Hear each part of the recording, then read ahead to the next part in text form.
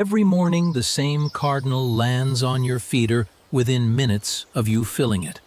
Not an hour later, not whenever it happens to notice.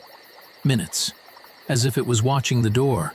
Every afternoon, on the pond a few streets away, a swan turns its head the second you appear on the path, long before you've said a word or thrown a single crumb. Long before you're even close enough for it to see what you're carrying. Two completely different birds, two completely different lives. One weighs less than an ounce and a half. The other can weigh more than 20 pounds and could break a grown man's arm with a single wing strike. And yet both of them are doing something most people assume only mammals are capable of. They are remembering you. Not your species, not human general, the way a bird might treat every person the same. You specifically, as an individual, distinguishable from every other person who has ever walked past that feeder or that pond. This is not a small claim. For most of the last century, the working assumption in ornithology was that birds operated almost entirely on instinct and simple association, that a bird could learn this shape means food, but could not tell one human shape from another. That assumption has been overturned, and not gently. The question now is not whether birds recognize individual people. It is which birds do it best, which ones hold on to that memory the longest, and which ones let it actually change how they live. Today we are putting the cardinal and the swan side by side, two birds most people would never think to compare, and finding out. Welcome back to Backyard Bird Mind. If you have ever wondered whether the animals in your yard actually know who you are, or whether you are just imagining it because you want it to be true, subscribe now, because by the end of this video, you will never look at either of these birds the same way again. Stay until the end because the final comparison, the one about what these birds actually pass on to the next generation, is the part almost nobody talks about. Number 1. Face recognition. Cardinals are visual specialists, and that shows up immediately in how they treat people. Studies on related songbirds, along with years of direct observation from backyard banding programs, show that individual birds can distinguish specific human faces, specific clothing colors, and even specific walking patterns. A cardinal that has been fed by the same person for several weeks will approach that person's silhouette from a distance, while staying visibly wary of a stranger standing in the exact same spot, wearing similar clothes, moving the same direction. This is not general trust extended to all humans. This is targeted recognition of one individual. Swans go further, and the difference is not subtle. Waterfowl researchers have documented that swans do not just recognize the specific person who feeds them. They build something closer to a full behavioral profile around that person. The pace you walk, the bag or bucket you carry, which side of the pond you usually approach from. A swan that has bonded with a regular visitor has been observed gliding toward that exact spot before the person has even arrived, triggered purely by time of day, before any visual confirmation is even possible. That is not just face memory. That is a memorized routine, built and maintained over weeks. Number 2. Memory of threats. This is where the two birds start to genuinely diverge. A cardinal that has had a bad encounter, a near miss with a cat, a person who once threw something at it, will avoid that specific location or that specific person for weeks afterward.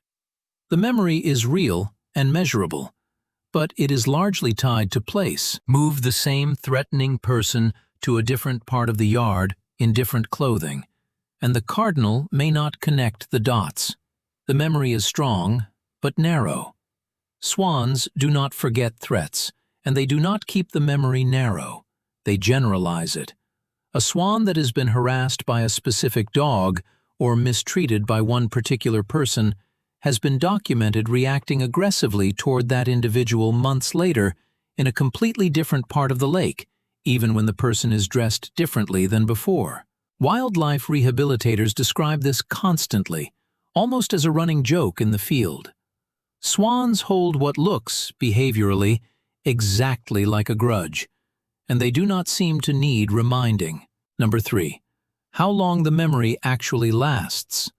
Cardinal memory of a specific human is generally measured in weeks to a few months, closely tied to how consistent the interaction has been. Feed a cardinal every day for a summer, and it clearly knows you. Stop feeding it through winter, and by the time spring comes around, you are very likely starting from zero. The bird in front of you next spring may not be the same bird at all. And even if it is, the specific memory of you appears to fade without reinforcement. Swan memory of a specific human has been documented lasting years, not weeks. Multiple wildlife park keepers and sanctuary staff have reported swans recognizing a former caretaker returning after a gap of 2 or 3 years, responding immediately with the exact same greeting behavior the swan used before the person left. The same approach, the same posture, sometimes the same vocalization. In cognitive terms, that is not a passing association that fades with disuse. That is long-term individual memory, the kind more commonly discussed in elephants and corvids than in waterfowl. And it is happening on ordinary ponds most people walk past without a second thought. Number 4. What the memory is actually for. For the cardinal, memory of you is almost entirely transactional. You mean food, or you mean safety, or you mean danger. And the bird's behavior toward you is calibrated almost exactly to which of those categories you fall into. The relationship exists because it serves a direct survival purpose. And when that purpose stops being reinforced, the memory fades along with it. There is no evidence a cardinal misses a person the way we would use that word. For the swan, the picture looks different. Swans that bond with a specific human have been observed continuing to approach that person even after the food source is gone, seeking out proximity in a way that looks less like calculation and more like attachment. Some researchers studying captive and semi-wild swans describe this as the closest thing in the bird world to what we would casually call a friendship with a human. Not because the swan understands friendship the way we do, but because the behavior pattern, seeking contact without an immediate material payoff, closely mirrors what we see in genuinely bonded animals. Number 5, and this is the part almost nobody covers. Does any of this get passed on? With cardinals, the answer appears to be no, at least not directly. A cardinal's tolerance or wariness of a specific person is not something researchers have found being transmitted to its offspring. Each young cardinal appears to build its own relationship with the humans in its territory from scratch, learning who is safe and who is not through its own direct experience. Swans show something closer to social transmission. Cygnets raised near a parent that regularly approaches a specific familiar person have been observed following that same behavior, approaching the same person calmly while remaining cautious of others, well before the cygnet could have had enough direct experience on its own to justify that distinction. This suggests the parent's judgment about a specific human is, in some limited way, being passed down, not through instinct, but through the young bird watching and copying the parent's response in real time. Number 6. So who actually wins? If the question is who notices you faster, the cardinal wins outright. Its recognition kicks in almost immediately, and it reads subtle visual cues, your walk, your clothing, your posture, that most people don't even realize they're giving off. But if the question is who remembers you deeper, longer, and with something closer to genuine attachment, the swan is operating in a different category entirely. The cardinal remembers you the way a name tag identifies someone at a conference.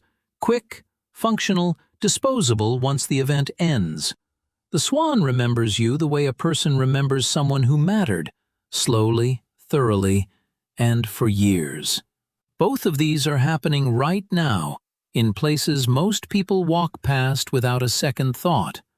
The cardinal at your feeder has already decided, based on a few weeks of watching you, exactly what kind of person you are. And on the pond down the road, there may be a swan that still remembers someone who stopped visiting years ago, still turning its head every time a person who walks a certain way appears on the path, waiting to see if this is finally the day that person comes back. Tell me in the comments, have you ever had a bird, cardinal, swan, or anything else, react to you specifically in a way that made you certain it actually knew who you were? I read every single one. See you in the next video.